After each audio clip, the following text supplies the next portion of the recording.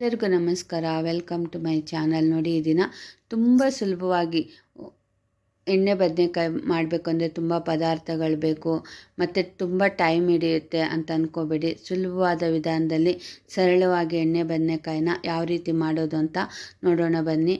ಮೊದಲಿಗೆ ಒಂದು ಅರ್ಧ kg ಬದನೆಕಾಯಿನ ತೊಗೊಂಡಿದ್ದೀನಿ. ಇದನ್ನು ಚೆನ್ನಾಗಿ ವಾಶ್ ಮಾಡಿ ಕಟ್ ಮಾಡ್ಕೊತಾ ಇದ್ದೀನಿ. ಮೀಡಿಯಮ್ ಸೈಜ್ ಬದನೆಕಾಯಿ ತೊಗೊಂಡಿರೋದ್ರಿಂದ 6 ಪೀಸ್ ಅಷ್ಟು ನಾನು ಕಟ್ ಮಾಡ್ಕೊತಾ ಇದ್ದೀನಿ. ಕಟ್ ಮಾಡ್ಕೋಬೇಕಾದ್ರೆ ಹುಳ ಇದೆಯಾ ಇಲ್ವಾ ಅಂತ ನೋಡಿಕೊಂಡು ಕಟ್ ಮಾಡ್ಕೊಳ್ಳಿ.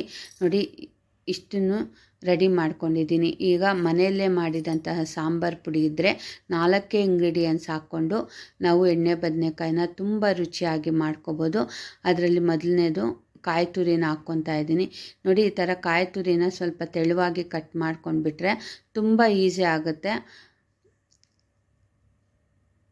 ನೋಡಿ, ಇಷ್ಟನ್ನು ಕಟ್ ಮಾಡ್ಕೊಂಡಾದಮೇಲೆ ಈಗ ನಾನು 1-2 ಈರುಳ್ಳಿನ ಸಿಪ್ಪೆನೆಲ್ಲ ತೆಗೆದು ವಾಶ್ ಮಾಡಿ ಇದನ್ನು ಅಷ್ಟೇ ಒಂದೊಂದು ಈರುಳ್ಳಿಗೆ 6 ಭಾಗ ಕಟ್ ಮಾಡ್ಕೊತಾ ಇದ್ದೀನಿ. ಈರುಳ್ಳಿ ಸ್ವಲ್ಪ ಚಿಕ್ಕದಾಗಿರೋದ್ರಿಂದ ಇಷ್ಟನ್ನು ರೆಡಿ ಮಾಡ್ಕೊಂಡಿದ್ದೀನಿ.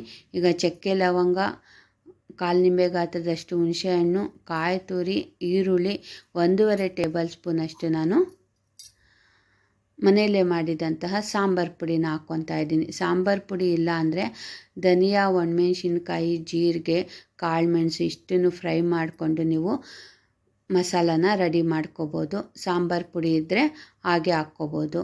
ಈಗ ನೋಡಿ, ಕಟ್ ಮಾಡ್ಕೊಂಡಿರೋಂಥ ಎಣ್ಣೆ ಬದನೆಕಾಯಿನ ಫ್ರೈ ಮಾಡ್ಕೊತಾ ಇದ್ದೀನಿ. ನೋಡಿ, ಇದು ಒಂದು 70% ಫ್ರೈ ಆದರೆ ಸಾಕು ಬದನೆಕಾಯೆಲ್ಲ.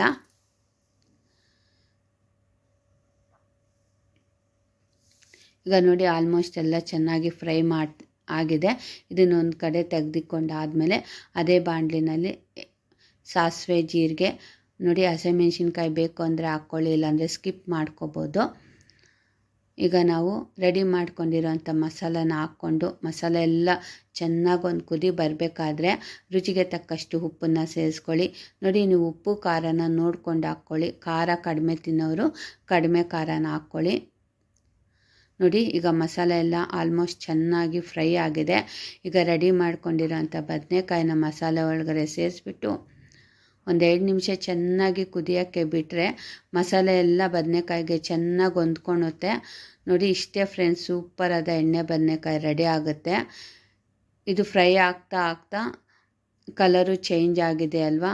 ಮತ್ತು ಇದು ಬಿಸಿ ಬಿಸಿ ಅನ್ನಕ್ಕೆ ತುಪ್ಪ ಹಾಕ್ಕೊಂಡು ತಿಂದರೆ ಅಂತೂ ಒಂದು ತುತ್ತು ಅನ್ನ ಜಾಸ್ತಿನೇ ತಿಂತೀರಾ. ಜೋಳದ ರೊಟ್ಟಿಗೆ, ಚಪಾತಿಗೆ ತುಂಬಾ ಚೆನ್ನಾಗಿರುತ್ತೆ. ನೀವು ಮನೇಲಿ ಮಾಡ್ಕೊಳ್ಳಿ, ಕಮೆಂಟ್ ಮುಖಾಂತರ ತಿಳಿಸಿ. ಈ ವಿಡಿಯೋ ಇಷ್ಟ ಆದರೆ ಪ್ಲೀಸ್ ನನ್ನ ಚಾನಲ್ನ ಫಾಲೋ ಮಾಡಿ.